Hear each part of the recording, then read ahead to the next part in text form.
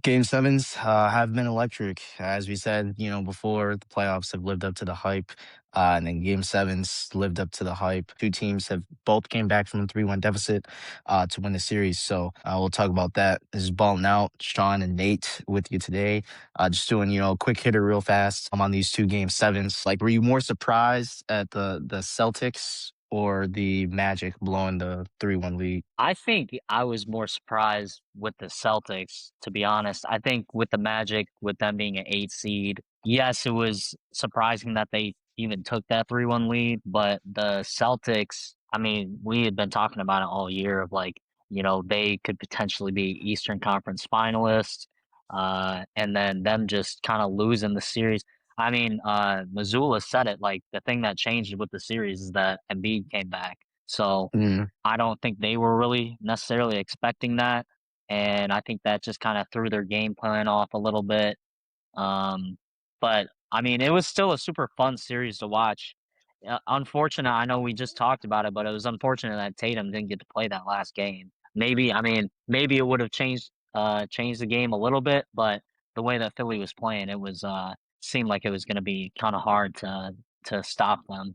and I was surprised because I think we did the pod and everything, and then news came out that Tatum was out. So I was like, dang, so that was definitely a bummer Right. to not see him. So but yeah, no, let's dive into that game. Celtics, blow the 3-1 lead. The Sixers, they get it done finally. Joel Embiid finally beats the Celtics. He said, he was tired of losing to him. He got it done.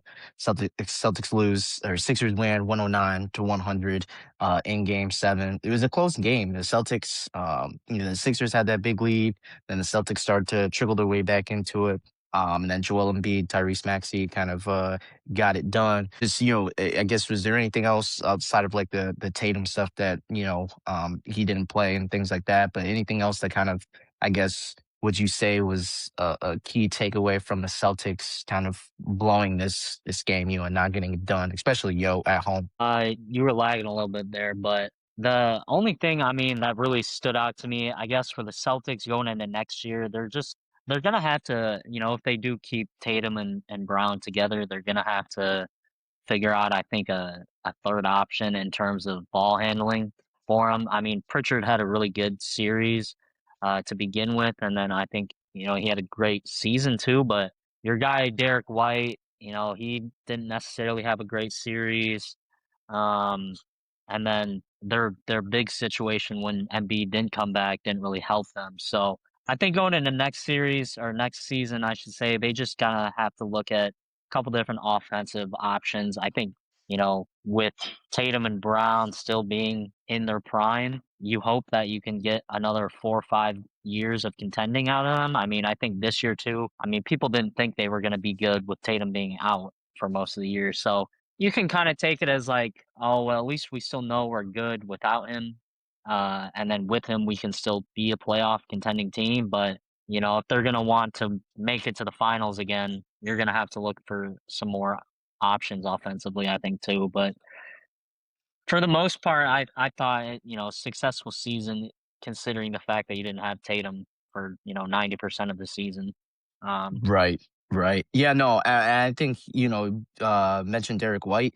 Derek White only averaged 11 points in his playoffs, so that was, not good mhm, at all. And I think one thing too is, just the presence down low. I mean, we saw they traded Anthony Simons for Vucevic, Nikola Vucevic at the trade deadline, and he got no mhm. PT in Game Seven, which I mean, if you're Joe Mazzulla, was that the best call to make? I know he was struggling defensively, against Embiid in Game Five and Game Six. When Embiid did come back, but I mean, you got to give it a shot. And I think Right. the one thing that stood out to me too was the changing the starting lineup in Game Seven. Yeah. And having Baylor Shiremeyer Shireman, start, Ron Harper, Shireman. and Garza. Yeah, that was odd. I didn't expect that or kind of see that, from Joe Mazzulla. I understand that, Tatum was out, so things kind of had to be switched around. I didn't expect, like you said, Luca Garza to get the start. Like, I mean, that was out of left field. So yeah, I think like they gotta figure out big man situation, whether that's drafting somebody or getting somebody in free agency.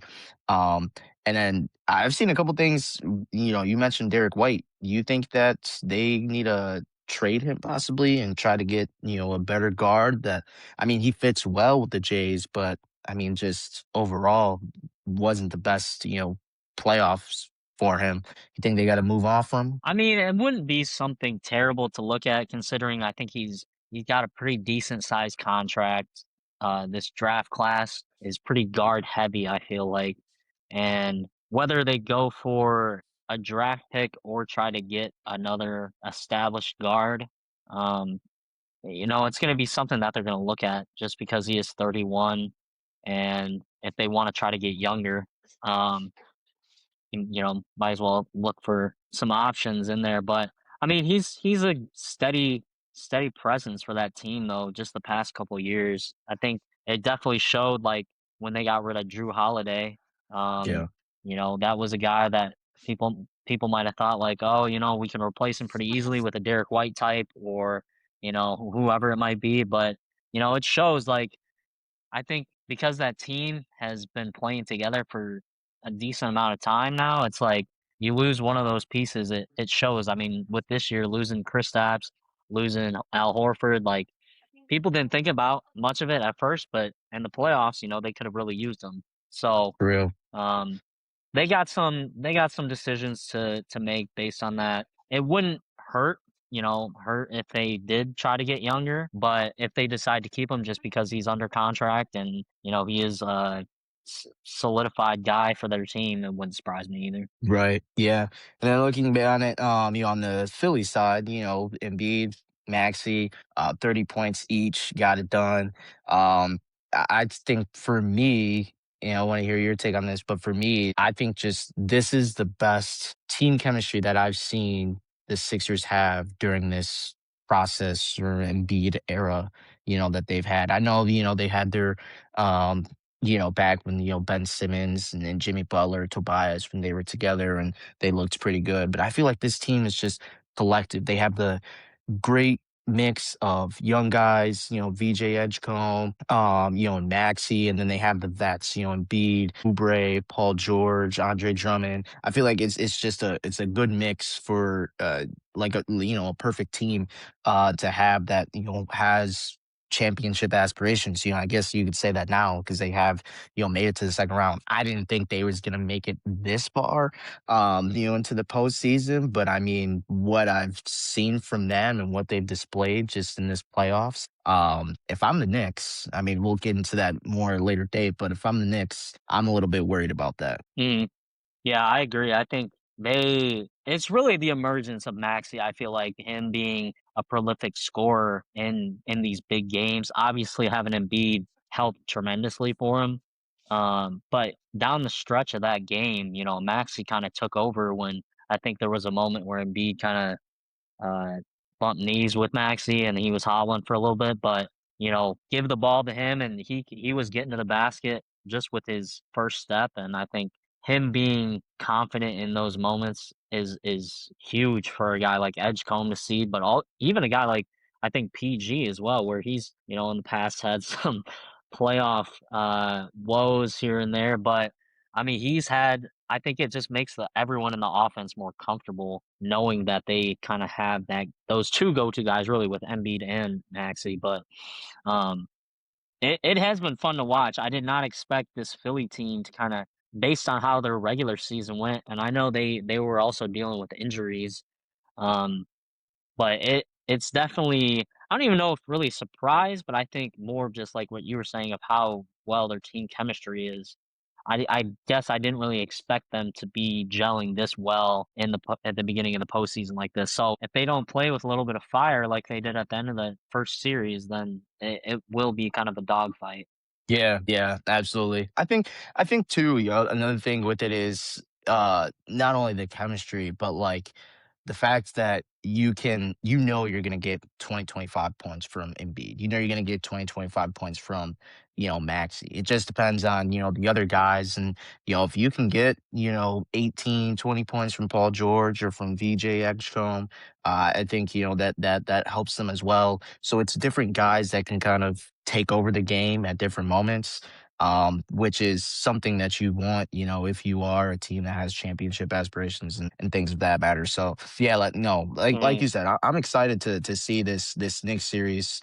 I think that'll be good fight. We got the Embiid Cat matchup down low. I think that'll be good, and then up top, we got the Brunson Maxi matchup. So I think both these teams match up very well. I think it'll be a very physical series. Going into the second mhm. round for a chance, to go to the conference finals. So, like I said, obviously we'll get into that more, at a later date. But then, then we got the other game seven. That was on Sunday today. The Pistons got it done. Pistons, they won. Beat the Magic coming back from 3-1, 116-94. No Franz in that one for the Magic. So that was a big one. He didn't play games 5, 6, or 7 when the Magic were up 3-1. I mean, man, as a Pistons fan, I know you the same. Glad to see them, be able to get it done, a kind of a repeat of what happened back in the day. They were down 3-1 against the Magic, came back, did the same thing here. Yeah, let me just get your takeaways from this game seven and how this series kind of unfolded. Yeah, I mean, first of all, what are the odds that the same exact scenario happens from 2004 where we're playing the Magic, we go down 3-1 and then we come back. I was just kind of like, wow, that's kind of a crazy either coincidence or but I mean, you were called this ever since what, game 4, you were like, this is going to happen. Yep. They're going to come back. And we talked about it a little bit last episode too, but I just think that third quarter in game 6 and how it seemed like Detroit just kind of put their foot down and was like, we're not going to lose this series. We know that we should be the better team, and it kind of showed all game game 7. I think the first quarter they were down by 2 at the end of the first, but that second quarter, I mean, Detroit came out, they scored 40 points, they held Orlando to 27 and then 15 in the next 2 quarters, and it was really just see them have that aggression in such a big game. We talked about how we needed to see Tobias have another big game. He drops 30, which I think they said it was the most he's ever scored for the Pistons in general, playoffs or regular season. Wow. Um, Duran, big double double, 15 and 15, and then Cade, 32 points, 12 assists. He's obviously, our engine starts and stops with him. But even guys, I think around Asar, he didn't really have that huge of an offensive game today, but I mean, 4 assists, 4 rebounds, 2 steals, 2 blocks. Like he was kind of all over the floor when we needed him to be. And then coming off the bench too, Jenkins finally had a really good game for us, hitting big shots, and it was really just a great team win. But like you had said too, I think coming off those 2 losses in games what was it, 3 and 4, Hmm. I think really just kinda, lit a fire under us a little bit, but it was nice to see just in this game how we didn't really look scared at all. I think that was the one thing I was worried about with us being a younger team. Last year losing to the Knicks in the first round, I didn't really know how much that would affect us, but it was, uh it was definitely, I think, how we, expected it to go for this game. Paulo, he did his thing, but the Magic, I mean, Jalen Suggs, 6 points, 2 for 9, 0 for 4 from 3. Desmond Bane, 5 for 10. Shooting splits don't look terrible, but if you watch the game, he just didn't really have it.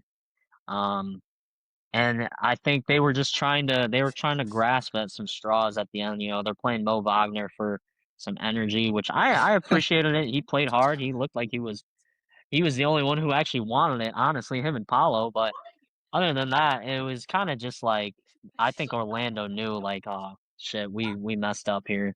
Um, Yeah. but yeah, I mean, great for Detroit. first playoff series win since 2008. So I'm definitely happy. It's a great day. Man, yeah, facts. And you said 2008. I was like, dang. I was thinking about. I was like, he was back in elementary school at that time. Like me and you, Bro, I know. we I didn't was like, even I know was each 8 years other. old, bro, when that happened. Yeah, that's facts. Yeah.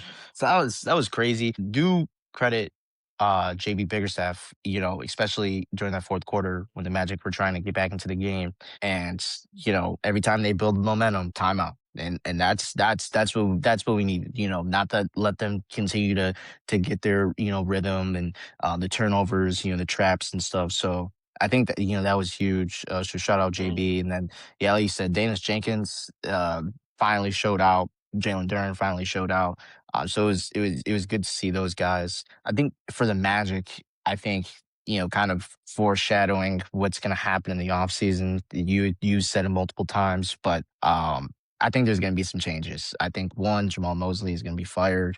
Whether or not we see a change with the roster, I mean, I don't know. Jalen Suggs is good for that team defensively, and he's the defensive engine. But at the same time, I think that especially after this series and just his terrible shooting splits. I think that they need to maybe move on, maybe, put Anthony Black in the starting lineup instead of Suggs.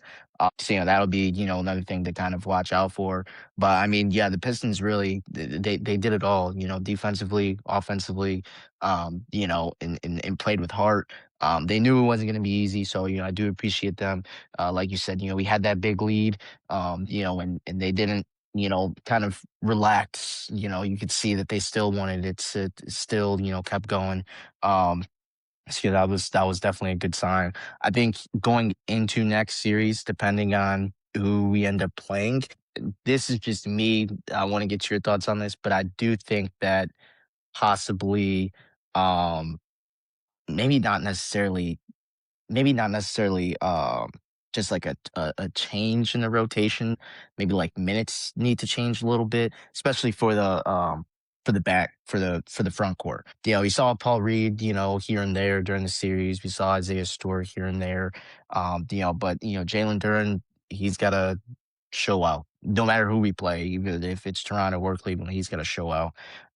So yeah, it was good to see him finally wake up. It took him 7 games, but glad to see him finally wake up and get it done here. Yeah, no, I agree with that. I think the Duran's gotta be better in this next series. I think he knows that.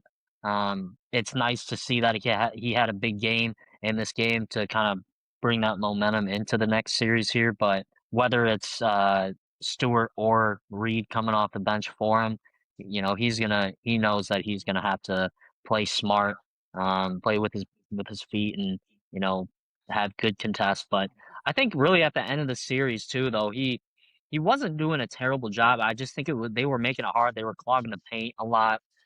Cade was getting downhill a lot, which also, brought more attention to the paint. And then this game seven, because Orlando was reeling a little bit more, they were forgetting about him a little bit more. He had a couple lobs, which were nice, couple dump offs in the dunker spot. But yeah, I think for the next series though, Detroit, I gotta see Tobias stay aggressive like he has been. He's gotta be a consistent scorer for us. And then I think too, uh, kind of what you were saying. I think the rotations have to be refined a little bit. I don't even think I saw. I don't think he was out, but I don't know if I saw Karras play at all today. Nope. Um, which I think, game seven, you can kind of say what you want, but definitely seemed like we didn't slow down as much in some parts in offensively when he was not in there, which regardless if we play Toronto or Cleveland, when our bench unit comes in, we got to still keep up the pace. But I'm wondering too. I don't know if I've seen much about how long Herter's supposed to be out. I know he was out the last couple games, but if we want some more shooting, he might be someone that I don't think his minutes when he did play were terrible, but I just don't think he really got the looks that he wanted when he was in. Which I mean, when you're only playing 10 minutes a game, it's going to be hard for that. But yeah, refining those lineups for the bench, and then I think, like you were saying too, the front court has just got to be solid still. I really like the aggressiveness that Stu and Reed gave. So it'll be fun to see how they come out in this next series. Yeah, I agree. Regardless of who we play, the Raptors, the Cavs, I think just you hit it right there on on the nail. Just everyone's got to come out with that same aggressiveness, that same mindset, and not kind of be lackadaisical like they were to start this series. I mean, we saw game one. It wasn't the best. They kind of slept walked their way through this game one. So I think we need to come out with that aggressiveness the same way we ended this series. Hmm. So yeah, that'll be good. Last thing, before we wrap it up, previewing today's, as this is posted, today's matchups in round two, just a little bit. We got the Minnesota Timberwolves taking on the San Antonio Spurs. No ants for the Wolves. And the Spurs, they are fully healthy right now. What do you think? I guess maybe for this series or game one, but what do you think? Who needs to step up for the Timberwolves in order for them to stay afloat until Ant comes back? It's gonna be tough for Minnesota just because I think San Antonio matches up well for the guards as well, even without uh, them having to match up against Ant. I'm excited to see Castle, Harper, Fox, like who they kind of guard up against. I don't know if they'll play Terrence Shannon again in the starting lineup or if they'll go with, maybe they throw out Conley or something like that. But um, regardless, it's going to be tough for Minnesota, I think, to have to try to contain all the movement that San Antonio does with Wemby specifically. But I did hear that Ant to San Antonio to practice with the team, so that's kind of promising. But it'll really be based on, I think, on if he plays or not. Them not having DiVincenzo really sucks too. So it might just kind of be an unfortunate circumstances for Minnesota. But I think we talked about this last series too. Like, Randall's got to stay aggressive, and Rudy's got to be playing the defense like he was on Jokic, and if they can do that, they'll have a chance for sure. I don't know how long Io is going to be out for, if he's going to play game one or not. But I Mhm. mean, he's another guy that is, uh, you know, 15, 20, 30. I mean, he dropped 40. So he's going to be another guy that's going to be very key for them. So, I mean, obviously, I think for now, I put my money on San Antonio, but we'll see, I guess, on how some of their injury reports come out. Yeah. Yeah, I would agree. Yeah, and Io is a big key, I think, for the Timberwolves. And like you said, the Spurs kind of, I think, defensively match up a little bit better with the Wolves. I am Hmm. excited to see just and I never thought these words would come out of my mouth, but excited to see Rudy Gobert playing up against Wemby just because of what he was doing against Jokic. So that should be a good, defensive matchup down low there. And then the Sixers and Knicks. We just talked about the Sixers and their team connectiveness and everything like that. But the Knicks coming off that blowout Game 6 win. Anybody kind of stand out to you on either side of this? I don't know. I think this series is going to be fairly even. I think this game is going to be fairly even. I think it's really going to come down to the little things, turnovers, fouls, free throws. I think that's what ultimately game one and this series may come down to. Yeah, it game 1 and 2 will be very telling on how this series will go. If we get a blowout, uh, by the Knicks in game 1 and then, like what they did last series, and they lose game 2 or something like that, they might be in for trouble, but, I am excited to see how Philly comes out, and with the Knicks kinda having that momentum of winning that series, but, I mean, with Philly too, if Embiid is gonna be healthy and playing like he is, I would not put it past them to be able to bring this a distance like they did last series. So I am really looking forward to that one. I don't know if we want to touch on the last one too, the Lakers and going up against Okay, see, OKC. yeah, I for my opinion on that one, I really want to see how whether it's uh Marcus Smart, you know, guarding Shea. I want to see how that goes. Does Shea just make it look like another, night at the park where he drops 30 every single game? And then I want to see, and this is going to be hard to tell off the bat, but will J Dub not playing for OKC be pretty uh like easy to notice if they're struggling or not. But outside of the injury, I do want to see how Chet plays too. I think he has the opportunity to have a good series. I know Aiton has kind of been questionable all year, defensively, offensively. So if Chet can have a good series, especially bringing Aiton away from the rim, that might spell trouble for the Lakers. But hey, I mean, I was wrong about the Lakers last series, so I don't know if I don't know if I want to make a prediction right now, but yeah, I'm excited to watch that one too. Yeah, that series will definitely be good as well. And you mentioned J Dub, but on the Lakers side too, Luca, could Luca come back and during Hmm. this series, and if when and is that going to be? Because I mean, right now, don't want to get too much into predictions, but right now I'm leaning towards OKC to get it done.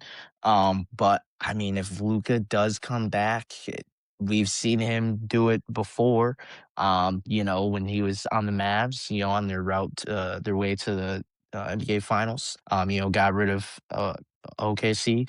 So he possibly could do it again, but yeah, I think Jalen Williams, J Dub, his status is definitely going to be key for the Thunder. And then just seeing who can be that. I guess who else will emerge, for the Thunder and for the Lakers as well. LeBron's gonna do his thing. Shea's gonna do his thing. But then who is it gonna be? The number two guy, is it gonna be Chet? Is it gonna be AJ Mitchell? Is it going to be Isaiah Joe, somebody else that comes off the bench? And then for the Lakers, can Rui continue to do what he's been doing? Will Luke Kennard kind of get out of this funk that he's been in the last couple of games and get back to what he was doing? Game one and two. And then I think Austin Reeves, him coming back and getting his legs under him, will definitely benefit them a little bit more too. So yeah, no, I'm excited, to see that series as well. We're still waiting to see who will play the Pistons, in that round two. As we're recording this, but yeah, no, I think overall it's going to be a good series, good matchups all around, and yeah, the NBA playoffs, man, they've lived up to the hype so far. Just hope it continues going into this second round, for a chance to go to the conference finals on the line. Yeah, so just wanted to recap that real quick, touch base with you guys. That's all we got for now. Until next time, we'll catch you. Detroit.